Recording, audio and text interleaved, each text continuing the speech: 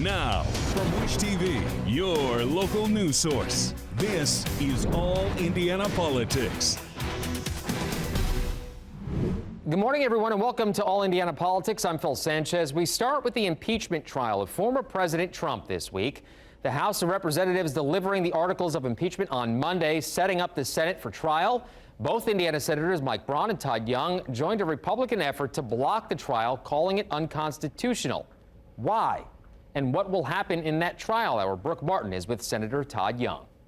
Let's welcome in Senator Todd Young now. Senator, thanks so much for your time. I want to start with the impeachment trial because you've said you believe it is unconstitutional. Why is that? Well, I think what I've said is it's time to move on. We've got a new president in office. Donald Trump is a private citizen. We're in the middle of a global pandemic, a serious economic downturn, and Hoosiers want me to work with this administration to actually improve their lives and get us out of this pandemic. So that's what I'm doing in good faith. That's what I think my colleagues should be focused on, as opposed to this trial. So let's hope it concludes in fairly short order, and we can get back to the business of the American people. Do you believe, the accusation is that Donald Trump incited an insurrection. Do you believe he should be held responsible for what happened January 6th in any way? Well, look, sure. By the legal standard of incitement, it would be a tough case to win in a court of law. But listen, if the local prosecutor believes that there was incitement, Donald Trump is a private citizen, and he can be held to account just like any private citizen in a federal court of law. So that should occur if indeed that's what the prosecutor thinks. Again, he should not be above the law, just as no one should be, and this should be handled through the normal federal court system. Senator, you introduced Pete Buttigieg at his Senate confirmation hearing. Do you believe he's the right choice for Transportation Secretary, and how does being a former mayor play a role in that job? Well, look, he's certainly the right choice at this moment in time for the people of Indiana, which is the reason I decided to introduce him. It's helpful to have a Hoosier who is familiar with some of the infrastructure projects that I've been very active in getting federal funding for up in the northern part of the state. I've developed a working relationship with the mayor over the course of my many visits around the state of Indiana, and that's been a cordial and pleasant relationship. So it's good for Indiana, for their United States Senator, to have a close working relationship as we contemplate putting together an infrastructure package. Lawmakers still discussing another round of coronavirus relief. Can a 50-50 Senate pass a relief package? Well, you know, I hope so. I hope it can be done in a bipartisan fashion that brings all the American people along, that doesn't needlessly add money onto our debt. So it needs to be properly scoped. And I'm a member of a 16 U.S. Senator group, 8 Republicans, 8 Democrats, that are trying to craft exactly this sort of package where we're going to focus on manufacture of vaccines, production and distribution, and also ensuring that there's a sufficient number of tests for the American people. What has been presented to us by the Biden administration is not a bipartisan effort, so I certainly am hopeful that that effort fails. Should it include more direct payments to families? And how much is too much? You talked about the cost. Well, certainly it's too much if you have a $300,000 household income family receiving a check. And that's what's been proposed. You might call it socialism for the affluent, as some of my colleagues have. Listen, if there are household payments, it needs to go to people of more modest means, people who are genuinely hurting during this pandemic, as opposed to people who are doing well. I think that should be incontrovertible. It's just good old Hoosier common sense. You presented a constitutional amendment to prevent adding seats to the Supreme Court. Do you believe Democrats will try to expand the court? And why not add seats? It's happened before, and the federal court system has 12 circuits with only 9 justices. Yeah, I think that that's very treacherous ground to walk on at this point in our history. Let's admit that we have been a politically divided country for a number of years right now. And if you really want to rub salt into the wounds of half of America, you start expanding the Supreme Court of the United States and making major structural changes to the highest court in the land, a court which incidentally referees some of the most controversial issues in our politics. So I agree with the late Justice Ruth Bader Ginsburg, who indicated that she thinks 9 is just the right number. President Biden has spent his first week issuing several executive orders, including military, immigration, climate change.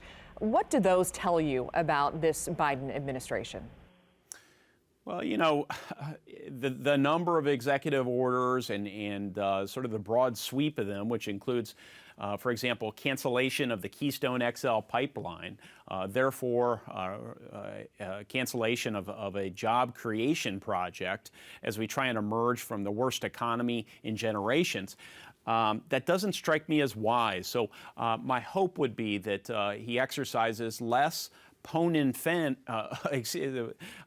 and phone power and a lot more sort of legislative, consultative power, working with the people's representatives, those of us in Congress who are more in touch with our constituents, and really tries to unify the country, which is exactly what his campaign platform was. These executive orders are inconsistent with that campaign platform. Senator, before we let you go, your term ends after next year. Are you ready to announce your campaign for re-election? Well, stand by. We have some important things ahead of us in coming weeks here in Congress, and it sure has been my great privilege to represent the people of Indiana. I enjoy my work, but have some consequential matters to attend to on behalf of Hoosiers before I make any final decision on that. But I'll be sure and let you know. All right, Senator Todd Young, thanks so much for your time. You're very welcome. We talked about the Pete Buttigieg nomination. The Senate has now scheduled a vote on that nomination for Tuesday at noon. He is expected to win Senate confirmation. Coming up, he led the city of Indianapolis for 8 years. Now he's heading for warmer weather. Phil Sanchez goes one-on-one with Greg Ballard about the state of the city next on All Indiana Politics.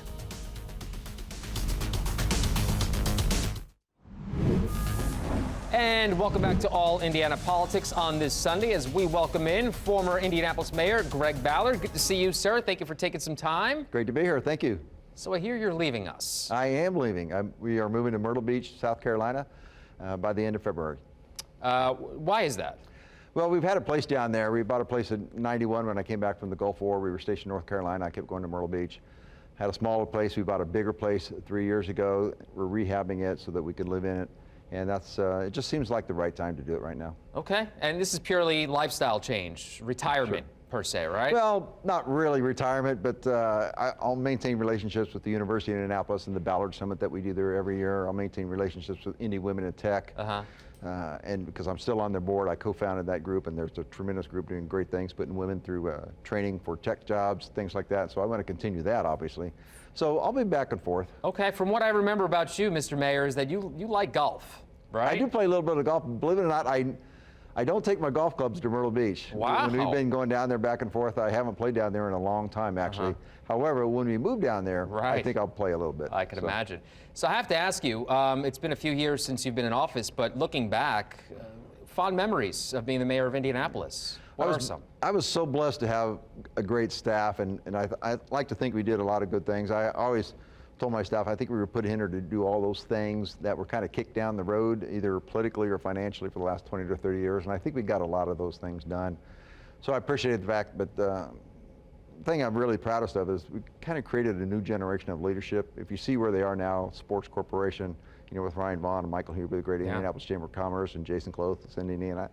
I mean, so many people, Adam Thiessen, Special Places, Sarah Taylor, and so many others, are really kind of leading these different organizations in the city and the state, and I'm really, really proud of that. I also have to ask you this. What do you think of the current state of the city of Indianapolis? Obviously, we're going through a big crime spree right now. Yeah, it's difficult to go through this, and It's probably a little bit different with the COVID-19 that's going on, and of course we had trouble in the summer with the downtown issue. So I hope that they figure that out and try to move forward on it. Crime is always a difficult thing to work through. I think we did very specific things. People do seem to forget this. I'm kind of proud of this, but if you go back 30 years, there's only 4 years where the murder rate was below 100. Right. 2009, 10, 11, 12. We did very specific things to do that, and one of them was crime prevention money. When that money was kind of taken out of our hands by the council in 2012, you start to see things inch up a little bit, because we were putting that money in the hands of people on the street who were really affecting crime. And law enforcement. Well, not just law enforcement. I'm talking about people on the street, like the 10-Point Coalition and others, Young Men Inc. and groups like that were really doing a great job in tamping down crime, tamping down retaliation. And unfortunately, when the money changed over from the council, but they kind of took it away from the mayor's office, that was a piece that I think contributed to an increase, because we brought it down dramatically, like 20 or 30 a year for 4 years in a row. Yeah, I remember. And then it started to inch back up. So do you think the council made a mistake by taking that money away? I do actually, because we were really focused on putting it in the hands of those people who were reducing the crime on the street, and other than the police. And there were groups that were helping us do that, and unfortunately that's not there anymore. I know as a former politician, the former mayor, you probably don't want to do this, but I'm going to ask you anyway. I wouldn't be doing my job if I didn't. Okay. What would you recommend to the current administration on how to cut down on crime? I think that's probably one thing. I think, unfortunately, I think the city has an idea that the police are public safety. The police are really law enforcement. They're not public safety. There's a more holistic piece to this thing. And sometimes I think we kind of put the onus on the police to do all of this, when there's other pieces to all of this, working with different groups, working with the federal and state officials, working with the groups that on the street, making sure that the families and the groups that are really creating the violence are really targeted, and we get those people off the street, that sort of thing.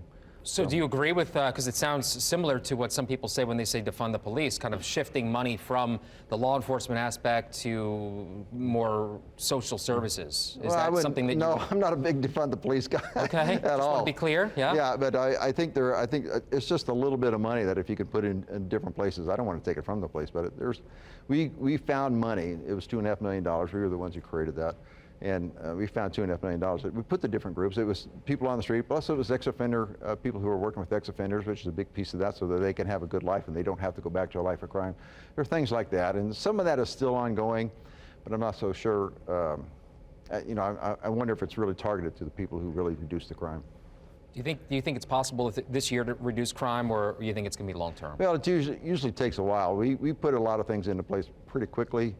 And it wasn't until 2008, and then it wasn't until 2009 where we started to see the results of that.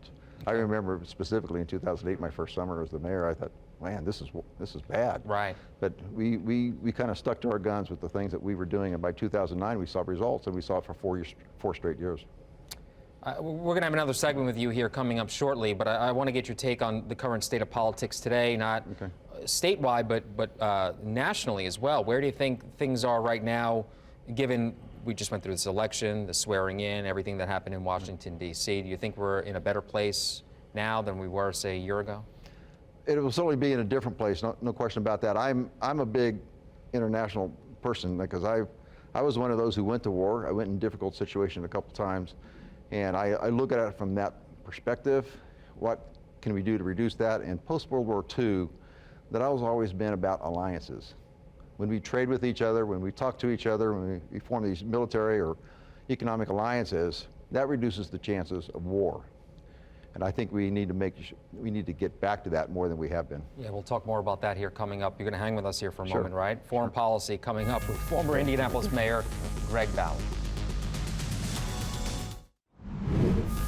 Welcome back to All Indiana Politics as we rejoin former Mayor of Indianapolis, Greg Ballard. Mr. Mayor, good to see you as always once again, sir. Let's continue that conversation that we just ended with on foreign policy. Your thoughts on the way it is today compared to the way it was last year or the last 4 years? Yeah, I'm a big fan of the alliances, and I think the world is a safer place when America leads these alliances. I don't think we necessarily want to dominate, as some people want to do, and some people want to pull back, which I think we had a lot of in the last administration.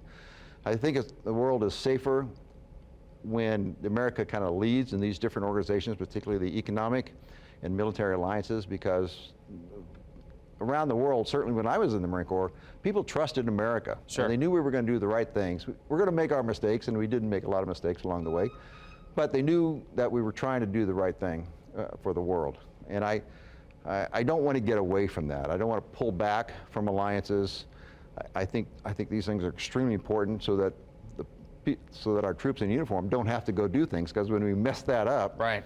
troops have to go somewhere, because it's our troops that go. Sure. Now, that being said, is America safer today than it was when Donald Trump took office 4 years ago? Well, you don't really know that at the time, and we didn't get into any new wars, but what I'm worried about is, are the alliances in the future frayed more than they would have been? When Angela Merkel came out and said, I guess we're on our own now, that's scary. Yeah. And she's the most powerful leader in Europe, and she's saying that, and she's obviously referring to America, that when she said Europe is on their own now. Those things are bothering me. When we pulled out of the Trans-Pacific Partnership, whatever that may have said, and whatever the provisions were in that, that was an alliance of lots of Asian countries that wanted to align with America. Since then, China has come up with the Belt and Road Initiative, and they've had over 100 countries that they are putting together. So who's going to lead into the future? China's looking like they want to be a superpower. They now got overseas bases. They're helping with infrastructure in all these other countries. They're looking like we did in the 60s, 70s, and 80s. Right. And so how do we want to go forward with this? And because what Do you happens, like the way that we're going forward with this current administration and their plans that they put forth? I think they have a more realistic and a long-term historical view of what engenders peace in the world and how we get together. I know President Biden recently talked about Vladimir Putin, and he was, from what I read, of course you never really know, but Sure. from what I read, he was pretty tough on him. And I Yeah. think that's a different take than most presidents, the last 3 or 4 presidents, where they all want to reset with Russia. But Russia is not the long-term issue. Russia is funded primarily by the sale of oil and gas exports. Yeah. So we take that away, which I think in 20 years that will be severely diminished because of the energy initiatives around the world. So if Russia can get defunded, they're kind of out of the picture. And you could talk about this for a long time. I know you I can. could, You wrote a yeah. book on it. So but Yeah. we only have about 2 minutes left, and I want to Sure. get your take on the current state of politics today, specifically coming off of what happened at the U.S. Capitol a few weeks ago. Yeah. Just an awful scene that we watched play out there in Washington, D.C. I really thought that was terrible, and it shook me up a little bit, to be frank with you, because we were always the stable democracy. We are the example for democracies around the world, and we always have been. And this was a group of people who looked to violently try to overturn the results of the election. This is the certification of their election, and they're trying to overturn that. Yeah. I was shaken up by that, to be frank with you, and I don't see how you could see it any other way. Sure. They tried to intimidate Congress to not certify the will of the people. I'm not sure how you see that any other way. And it bothers me when younger adults right now who are looking at this, and those in high school and college, like they're looking at this like, is this normal? Well, this was not normal, and it really bothers me that they had to see that in our country. Do you think we have brighter days ahead? I do think we have brighter days ahead. I've always believed in America and in the future of America, but I think we saw how fragile it might be if we continued down the wrong path like that. So I want to make sure that those who are, I'm getting ready to fade out, but the people who are coming up right now, that they have to maintain the democracy, and the world is better off when America leads in that effort. Well said. Mr. Mayor, always good to see you. Thank you for taking some time. I know that you're busy with the move, heading down to Yes, South Carolina. correct. We wish you well and the family well, and keep in touch. Thank you. I appreciate it. Absolutely. Thank you for all that you've done. More All Indiana Politics coming up after the break. And thank you for joining us for All Indiana Politics this week. We'll be back here next Sunday morning at 9:30. You can also find our brand new All Indiana Politics podcast. It's part of the All Indiana Podcast Network at wishtv.com. Have a great rest of your weekend.